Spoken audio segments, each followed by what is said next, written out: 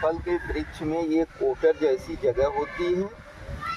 इसी जगह ने पिपलाद ऋषि को शरण दिया था जब उनकी माता ने उनको इसमें रखकर अपना बलिदान कर दिया था। दधीच जी का बलिदान उसके पहले हो चुका था। आज की कहानी शनिदेव, पीपल और पिपलाद ऋषि से संबंधित। तो आज की कहानी पिपलाद ऋषि, पीपल का वृक्ष और शनिदेव से संबंधित। कैसे हुआ, क्यों हुआ, कब हुआ, इसके पीछे क्या आधार है, हम आपको बताएंगे। क्यों शनिदेव को प्रसन्न करने के लिए पीपल की ही पूजा की जाती है, क्यों पीपल का महत्व इतना ज्यादा बढ़ गया, पिपलाद ऋषि कौन, कैसे इस सृष्टि में आए, उनको क्या वरदान मिला, इन सारी चीजों को आपको हम बताएं। साथियों, यह कथा शुरू होती है जब देव और दैत्यों का महासंग्राम चल रहा था और देवता हार रहे थे। तब सभी लोग मिलकर उस जगह पर गए। सभी देवताओं ने आराधना किया, विनती किया, प्रार्थना किया।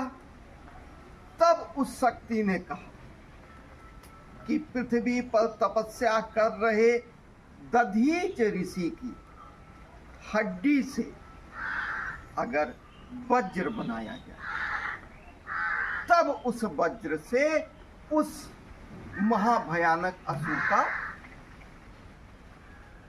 नुकसान हो सकता है, उसकी मृत्यु हो सकती है, उसको हराया जा सकता है। अब सभी देवताओं ने आके महर्षि दधीच से अनुनय विनय किया कि हे प्रभु, हे महर्षि, देवत्व की रक्षा के लिए आज हमें आपके हड्डियों की जरूरत है। अगर ये हड्डी आप हमको दे देते हैं तो उससे बने हुए हथियार से दैत्यों का नाश हो सकता है, देवत्व तो बचा रह सकता है, यह सृष्टि सुरक्षित रह सकती है। और महर्षि दधीच ने स्वेच्छा से अपनी हड्डियों की को योग बल से, तपस्या से अपने श्वास को समाप्त करके अपनी हड्डियों का दान देवताओं को कर दिया। वज्र बना, असुर मारे गए। इसके साथ ही एक घटना और होती है। दधीच महर्षि की पत्नी उनके इस वियोग को सहन नहीं कर पाती। उस समय उनके पास 3 साल का एक बच्चा था। वियोग बिल्कुल वो सहन नहीं कर पा रही थी। उन्होंने अपने बच्चे को आश्रम के नजदीक एक बड़े विशाल पीपल वृक्ष की कोटर में रख दिया। हमने आपको अभी कोटर जैसी जगह बनाई थी, दिखाया था। हो सकता है वो वृक्ष और बहुत विशाल रहा हो तो वो जगह और बड़ी हो सकती थी। अपने 3 वर्ष के बालक को कोटर में रखने के बाद उस देवी ने अपने देह का त्याग। वो 3 साल का नन्हा बालक उसी कोटर में अनाथ के रूप में पड़ा रहा। पीपल के पत्ते को, पीपल के गोदे को, जो पीपल का फल होता है, जब वो झड़ता था, गिरता था तो कुछ फल उस कोटर में भी पहुंच जाते थे।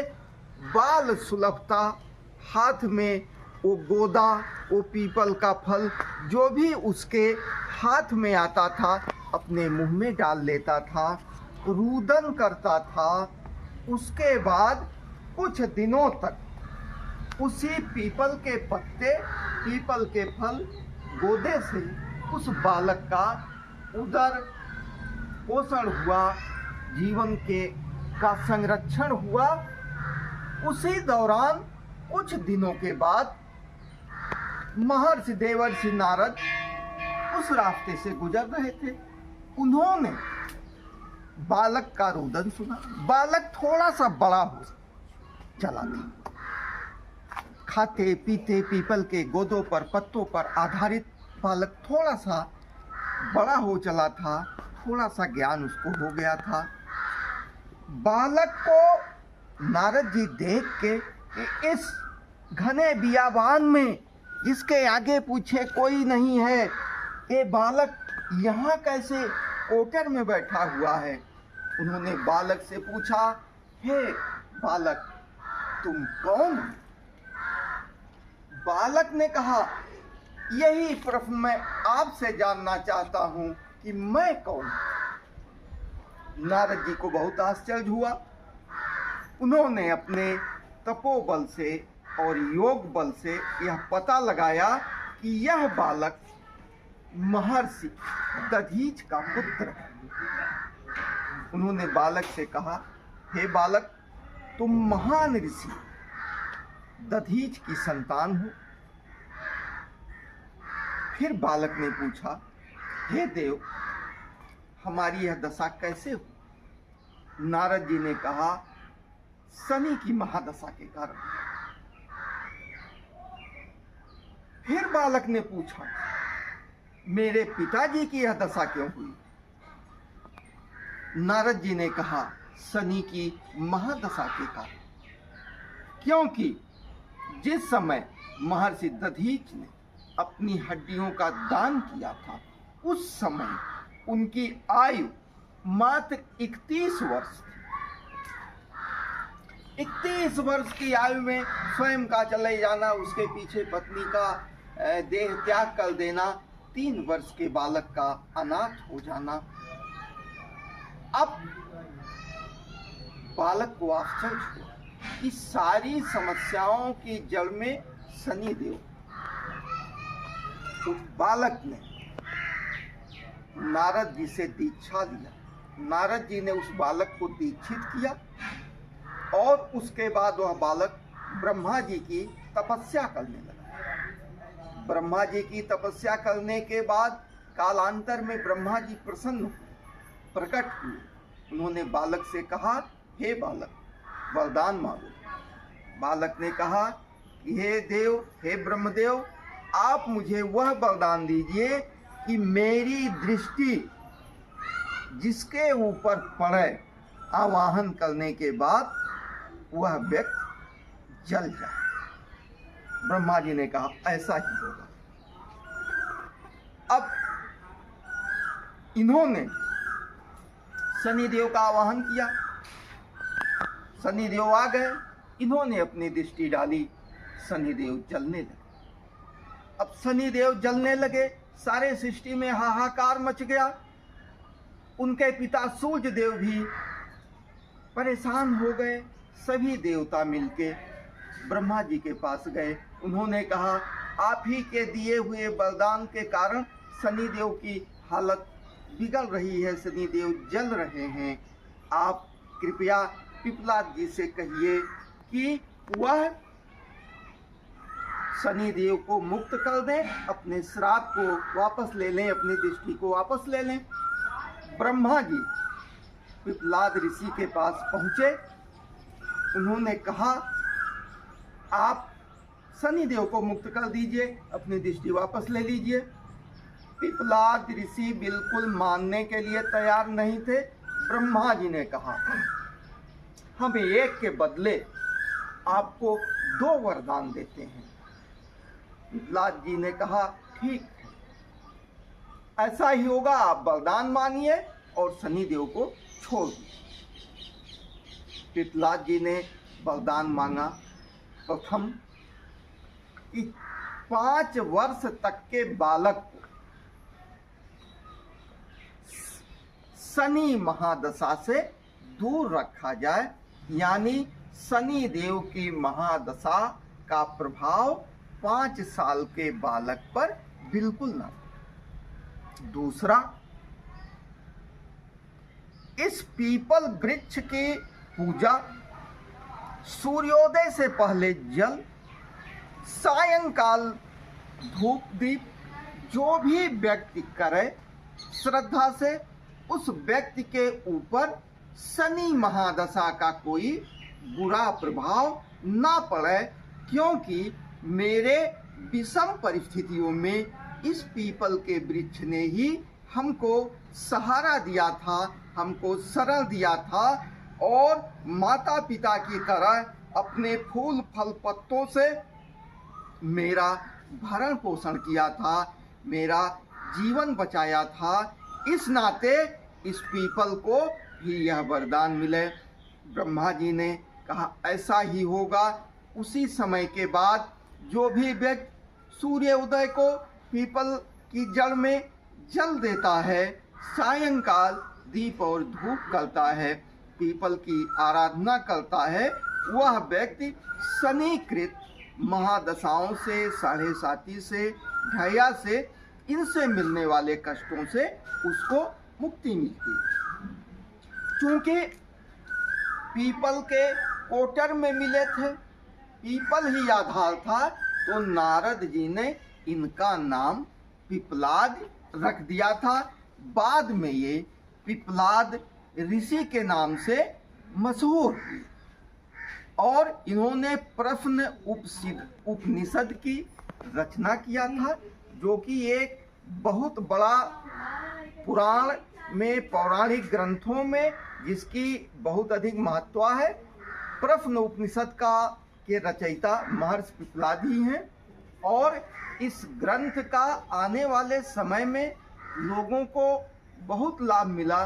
जो भी इसको पढ़ा है वो बताता है कि ज्ञान और जीवन से संबंधित तमाम बातें इसमें मौजूद हैं, जिसको पढ़कर जानकर लाभ उठाया जाता है, उठाया जा सकता है।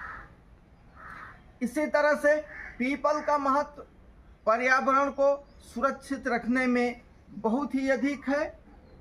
गीता में योगेश्वर भगवान श्री कृष्ण ने कहा था, वृक्षों में मैं अस्वस्थ, यानी उन्होंने कहा था अगर वृक्ष के रूप में देखा जाए तो मैं पीपल का वृक्ष हूं। इस पीपल के वृक्ष को के रूप में हमको जाना जाए। योगेश्वर कृष्ण की भाषा है। गीता ही एक ऐसा ग्रंथ है जिसको ईश्वर की वाणी कहा जाता है। तो पिपलाद ऋषि, शनि, उनकी दशांतर दशा और पीपल के संबंध में आज हमने आपको जानकारी दिया कि किस कारण से शनि कृत दोषों से मुक्ति के लिए पूजा की जाती है पीपल की, क्या महत्ता है, पिपलाद नाम कैसे पड़ा। तो आशा है कि इस तरह की जानकारी आपके ज्ञान को आगे बढ़ाएगी। आप शनि कृत दोषों से मुक्ति के लिए पीपल की पूजा करेंगे, पिपलाद ऋषि को भी प्रणाम करेंगे। पर्यावरण को संतुलित रखने के लिए पीपल के पौधे को आप तमाम खाली जगहों पर लगाएंगे, क्योंकि वैसे भी एक वृक्ष 10 पुत्र समान माना गया है, उसमें भी पीपल का वृक्ष सर्वश्रेष्ठ होता है। यह योगेश्वर कृष्ण ने स्वयं कहा है कि वृक्ष के रूप में मैं पीपल हूँ। तो और हमारे जीवन के आधार जो प्राणवायु है, जो ऑक्सीजन है, उसके सर्वश्रेष्ठ स्रोत पीपल के वृक्ष ही हैं। तो निश्चित रूप से वैज्ञानिकों ने भी तमाम आधुनिक शोधों के आधार पर यह माना है कि पीपल के वृक्ष से सर्वाधिक प्राणवायु ऑक्सीजन निकलती है। पीपल का वृक्ष सर्वाधिक अशुद्धियों का अवशोषण करता है, यानी दो काम एक साथ होते हैं, खराब वायु, खराब प्रदूषण का अवशोषण करने के साथ श्रेष्ठ वायु, प्राण वायु, ऑक्सीजन का सबसे ज़्यादा समाज में देना और सबसे ज़्यादा निकलना ये पीपल के वृक्ष से ही होता है। आशा है कि आपको ये जानकारी अच्छी लगी होगी। अगर आपको हमारे विचार अच्छे लगते हों तो आप निश्चित रूप से हमारी हौसला अफजाई के लिए आप हमारे चैनल को सब्सक्राइब करते हैं। भविष्य में इस तरह की तमाम जानकारियों को हम आपको देते रहेंगे। आप सभी का बहुत बहुत धन्यवाद। जय हिंद, जय वैदिक, जय पिपलाद ऋषि, जय।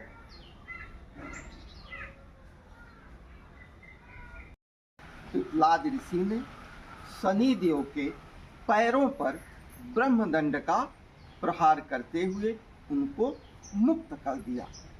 इसी आधार पर शनि देव की जो तस्वीर बनाई जाती है, जो मूर्ति बनाई जाती है, उसका कारण यही है कि वो दृष्टि के कारण, जलने के कारण उनका शरीर काला पड़ रहा था, तो उस नाते मूर्ति उनकी काली बनाई जाती है। और ब्रह्मदंड के प्रहार के कारण शनि देव का पैर थोड़ा सा क्षतिग्रस्त हो गया था।